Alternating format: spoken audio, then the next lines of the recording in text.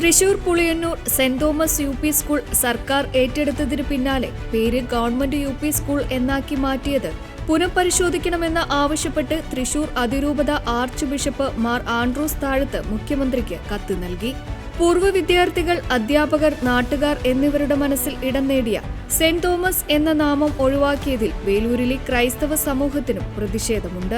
സർക്കാർ ഏറ്റെടുത്ത മറ്റു പല സ്കൂളുകളുടെയും പൂർവ്വനാമം നിലനിർത്തിയിട്ടുണ്ടെന്ന് കത്തിൽ ചൂണ്ടിക്കാണിക്കുന്നു.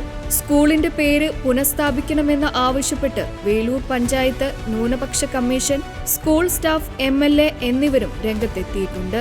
സെന്റ് തോമസ് എന്ന പേര് കൂട്ടിച്ചേർക്കണമെന്ന ഗ്രാമസഭയുടെ തീരുമാനം പഞ്ചായത്ത് പ്രസിഡന്റ് സ്വപ്ന രാമചന്ദ്രനും മുഖ്യമന്ത്രിയെ നിവേദനത്തിലൂടെ അറിയിച്ചിട്ടുണ്ട്. പ്രദേശത്തെ കത്തോലിക്ക സമൂഹം തുടങ്ങി നടപ്പിലാക്കിയ ഈ സ്കൂൾ പിന്നീട് സ്റ്റാഫിന് ദാനമായി നൽകിയിരുന്നുവെന്ന് വേലൂർ ഫെറോന ഡിവിഷൻ വികാരി ഫാദർ ജെയ്സൺ തെക്കുംപുറവും മുഖ്യമന്ത്രിക്ക് നൽകിയ കത്തിൽ വ്യക്തമാക്കുന്നു.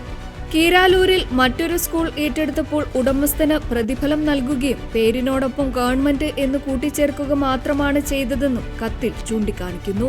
അതിരൂപത അൽമായി നേതാവ് PA Lazar, Velur forane division president Jose Chempissery, John Kalliyath എന്നിവർ ചേർന്ന് ആർച്ച് ബിഷപ്പിന്റെ കത്ത് മുഖ്യമന്ത്രി, വിദ്യാഭ്യാസ മന്ത്രി, ഉന്നത വിദ്യാഭ്യാസ മന്ത്രി എന്നിവർക്ക് കൈമാറി.